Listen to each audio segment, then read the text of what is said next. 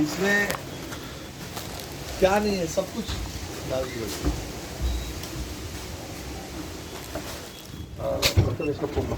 Number madam ये सब video visual చేద్దాం सगळे ताबडतोब व्हाट्सएप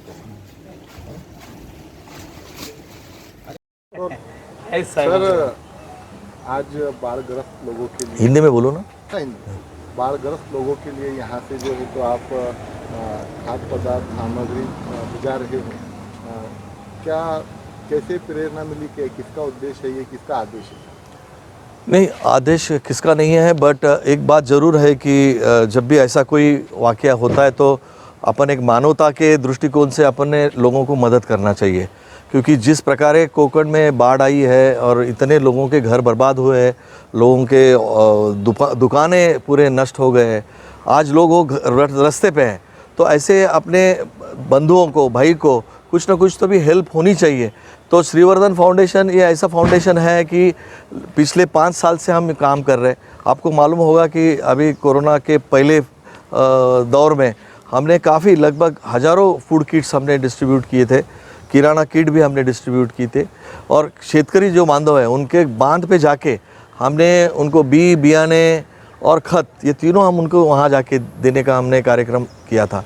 और उस माध्यम से हम लोग बैठे थे 3 दिन पहले और हम सोचा कि कुछ करना चाहिए, और हमारे जो नेता है देवेंद्र जी फडणवीस साहब, उन्होंने सबको आह्वान किया था कि सब लोगों ने इस कार्य में भाग लेना चाहिए, लोगों को मदद करनी चाहिए, उनको सहकार्य करना चाहिए।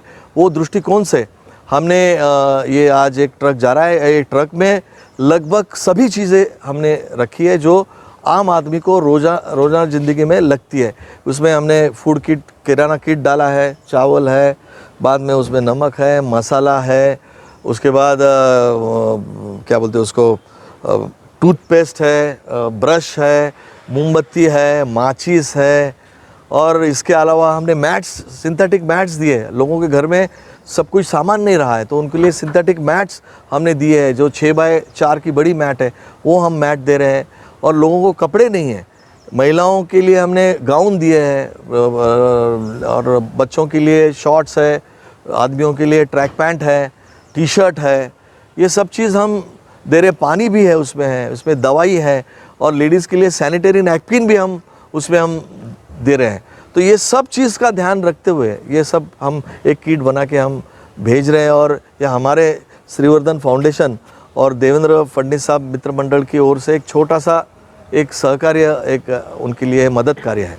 लगभग कितने लोगों तक की मदद पहुंची आपके अंदाज से? मेरे अंदाज से ये जो मैं भेज रहा हूँ इसमें लगभग मुझे लगता है 1000 लोगों को इसमें से बेनिफिट होगा। कुछ लोगों को अनाज नहीं है तो उनको अनाज मिलेगा, कुछ लोगों को सोने के लिए कुछ नहीं है तो उनको वो मिलेगा, कुछ लोगों को कपड़े नहीं है तो कपड़े है, उसमें सब चीज़ें उसमें हम ये लगभग 1000 परिवारों को इससे थोड़ा बहुत राहत मिलेगी, ऐसा ये सामग्री है।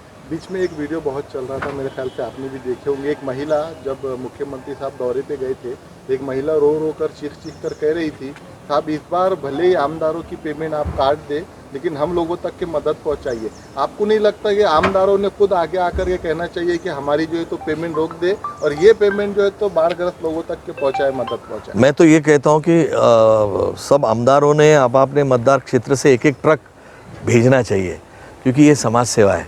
हम तो खुद के लिए तो हम बहुत कुछ करते हैं, बट लोगों के लिए करने का एक सुनहरा मौका है और लोगों को काम आने का मौका है। भले वो अपने क्षेत्र का वो एरिया न हो तो भी यहाँ से सामग्री जानी चाहिए, और जितनी हो सके उतनी मदद उन लोगों को करनी चाहिए। बहुत बड़ा संकट उनमें है और सब ने मिलके अगर उसमें कोशिश की तो निश्चित वो उसमें से बाहर आएंगे। पेमेंट के ऊपर कुछ नहीं कहेंगे आप? नहीं, ऑलरेडी एक आमदार को पेमेंट है तो वो नहीं रोक पा। नहीं, एक्चुअली देखो, भाजपा ने, मैं भाजपा का एक प्रवक्ता भी हूँ, भाजपा के आमदारों ने ये घोषित किया है कि उनके 1 महीने का जो वेतन है वो हम ये राहत फंड के लिए हम देंगे। और आपको मैं बोलना चाहता हूँ कि लगभग 25 ट्रक महाराष्ट्र से पहुँच रही है बीजेपी की ओर से महाड़ को और कोकण को। कल लगभग 13 ट्रक पहुँचने वाली है महाड़ में सवेरे 10 बजे। तो वहाँ से पूरा महाड़ से पूरा कोकण एरिया में वो डिस्ट्रीब्यूट करेंगे, जैसे जैसे उनकी रिक्वायरमेंट है वैसा वैसा उनको साहित्य वहाँ पहुँचाया जाएगा। ओके, धन्यवाद। आपका नाम?